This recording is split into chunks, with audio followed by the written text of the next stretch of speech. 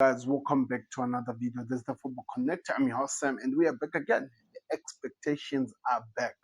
We have a couple of teams that we always cover in the beginning of the year, analyzing what we're expecting. When I mean beginning of the year, I'm literally talking about the beginning of the Premier League season.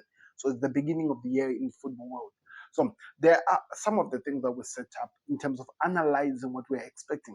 So this is what you can find out on today's episode of what to expect. So first of all, we're looking at the state of team before signings. How is it going to be compatible? We're also looking at the transfer ins and out and how that the expectation or how much it might impact the team, players to watch from a certain team, and what they could do according to the zones. Now, the zones, what I'm talking about is talking about, are they going to be fighting for the league? Are they gonna be maybe in the top four race, mid races, and low? So one team each and every day. So today we are starting with the first team going to the lower team. I want to hear which one do you want me to do next in the comment section. It's always important to be interactive into this one because I want you to hear what your expectations are of the team. So because Liverpool are the champions, I'm literally going to start with Liverpool like I did last season. I started with Manchester City. So sit down, relax. We're going to be talking about what I'm expecting and what we're going to be seeing according to everything that is happening. So, of course, Liverpool, by the way, maybe I've forgotten this. Click the like button, subscribe to the connect, the best way you support us here at TFC. So let's get into it. So Liverpool, if you remember so well, Liverpool won the league last season. It was one of those unexpected things. If you remember what to expect last season, if you go watch what I said of Liverpool, I expected them to be in the top four race. I expected it to be one of those seasons where Arne Slot gets to understand the team and get into the team. So what was I really looking for? I wanted to see what we can do as a team, what we can achieve as a team, and how we can go. I expected one of those small cups, but guess what? Arne Slot was like, no, or you're wrong. I'm going for the main cup. I'm gonna go get the main cup. Because also remember my conversation, the way I was speaking was being impacted with the fact that we're not really done enough in the transfers. It was only Federico Chiesa and Mamadashvili was coming this season. By the way, he's a good goalkeeper, by the way. Anyway, so let's talk about the state of the team of Liverpool. So, first of all, we know this is still one of the strongest team. It was made by Klopp. It still has so many things that you may ask questions exactly. How is this standing? What can happen? What to expect from this team? It's not really 100% exactly where we want it to be, but it shows that it has the quality to give us something amazing and even something to build down from.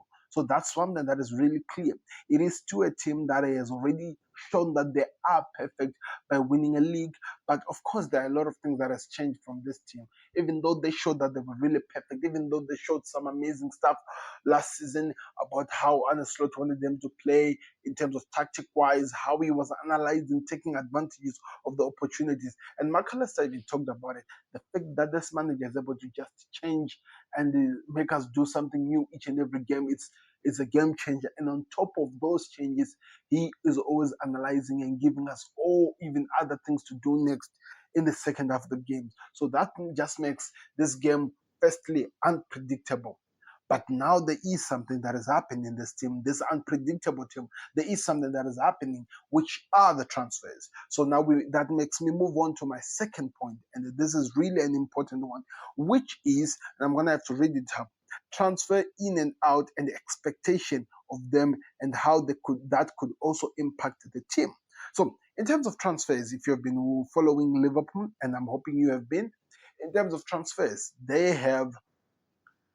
Let's start with the transfer out.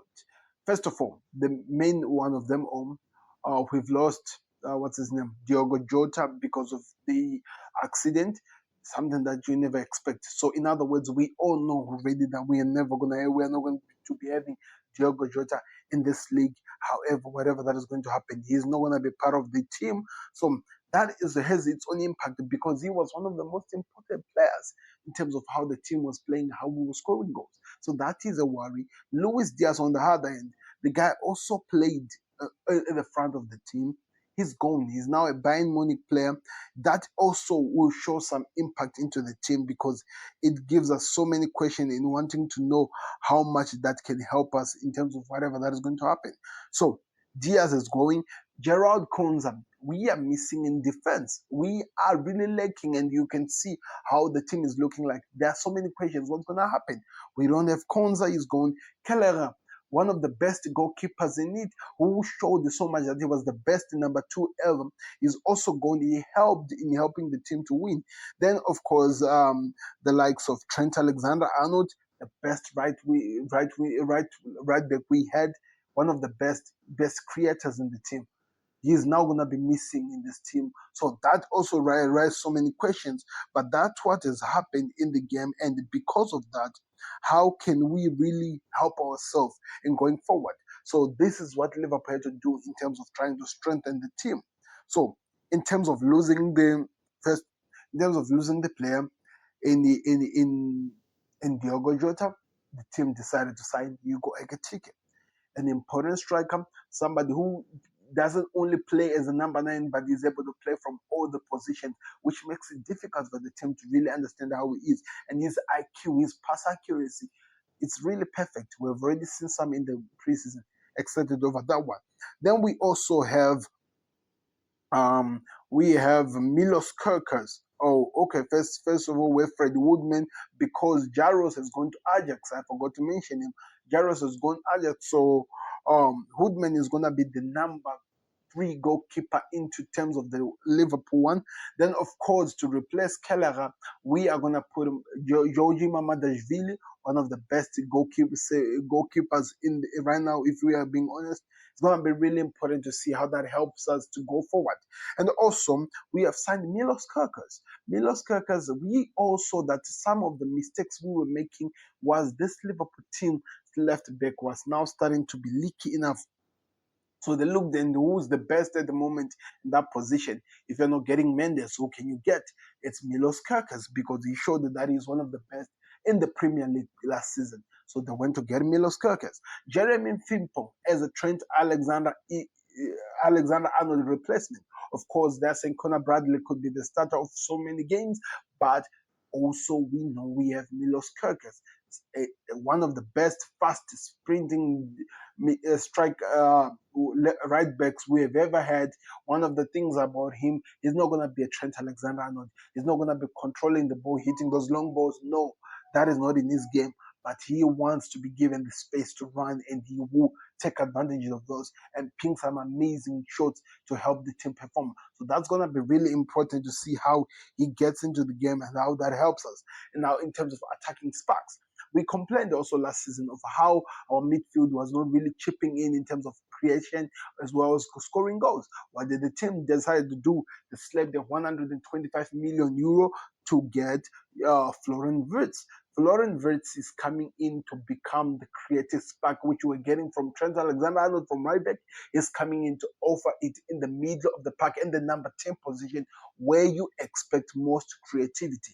And we are already seeing how the manager is using him and how the players getting used to have those link up and help the teams to actually perform. So at the moment, those are the deals which have been done. Mamadashvili is just coming in. He's going to be Kelleher's replacement as Alisson is still the number one. So those are the things that has been done in terms of transfers. These are players who are going to be coming in to help out the team so that we can try to do something amazing. So it's going to be exciting to see how that one plays out like. Then, of course, because of those things, the team is set. It is being set up. We have players. We need to keep an eye on this Liverpool team. And usually we are always going to be calling, what can I say? Calling the transfers because those are the best. But I'm actually going to say this differently. Players to watch for me are actually going to be three for Liverpool. First of all, of course, there's to be transfers in Florian Wirtz. Florian Wirtz, because he's one of the best creative players we have in the team right now, it's going to be exciting to see how he gets into the game, how he actually become comfortable playing in this Liverpool team, how he makes the game look so easy. I'm curious to see how much that will help him. How can this actually be applied in the most assists in the game, maybe goals, as well as on top of that, helping the teams to take away the pressure from Salah to himself, so that when they come to him, he's releasing players to take advantages of the spaces and helping the team score goals. And how is he gonna be very pivotal in the build-up? So Florian Wirtz is my number one pick player that we need to keep an eye on. And secondly, it's going to be Rio Ngomoa. The reason why I'm saying Rio Ngomoa is because this youngster has just shined in the preseason, showing and forcing Arne Slot that is put in terms of the starting lineup or whatever the team is working on.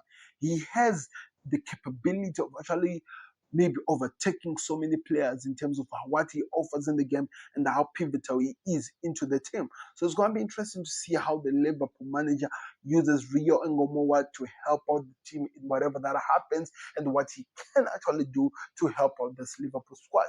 And then lastly but not least, Dominic Soboslai. So yeah, last season Dominic Soboslai struggled so much playing that number 10 role. It felt like he was just being added in a position he never understood. Now he's gonna be brought back, and it seems like his energy is using it from deep and helping the team to have more energy and more of an engine in terms of going forward. Of course, he's gonna be fighting his gears with the likes of McAllister Jones, but I think he's gonna show us something maybe that we are going to actually love, and is going to be very, very pivotal to whatever the team try to achieve this season. So keep an eye on Florian Wirtz, keep an eye on Rio Ngomoa, and also keep an eye on Dominic Soboslai. There are others I can add, but these three, for me, I just feel like they're on those high of the list. They need to be kept an eye on in what they can do in the game. So just watch on those ones. And lastly, what can they do? Where can this Liverpool finish in terms of the zones of the league? So remember, I'm talking of relegation. I'm talking about the bottom part, and I'm also talking about the middle part. I'm talking about the championship, the UEFA Champions League places, as well as the guys who are challenging for the title. Liverpool ought to challenge people with the business we've done, with how so many, should I call it them, weaknesses of problems we were suffocating from last season, how it looks like this team is improving. They have to challenge. They need to challenge this season. They need to show so much on whatever they're going to do. They have to challenge. And last but not least, there's a bonus point. What will happen if Liverpool sign Alexander Isak? Because now something that people don't understand. This Liverpool team has around almost close to 60 goal GA from Salah. They have close to 20 or 30 from Florian Wirtz.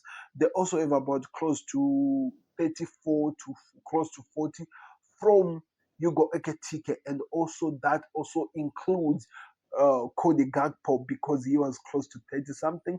And if they get Isak, picking the bags, because I don't want to be part of the stress.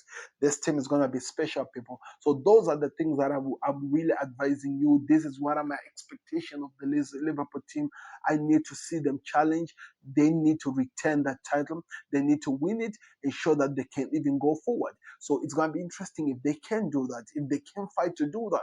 But this is what I'm expecting, how the team looks like, and what will happen with the strike force that they've improved. Now we have a better number 10 from the position of a number 10, not a creator coming from right back.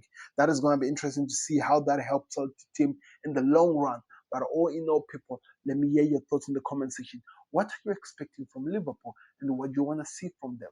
Like the video, subscribe to the Football Connect, and go check it out, the Football Connect LFC. It's always important.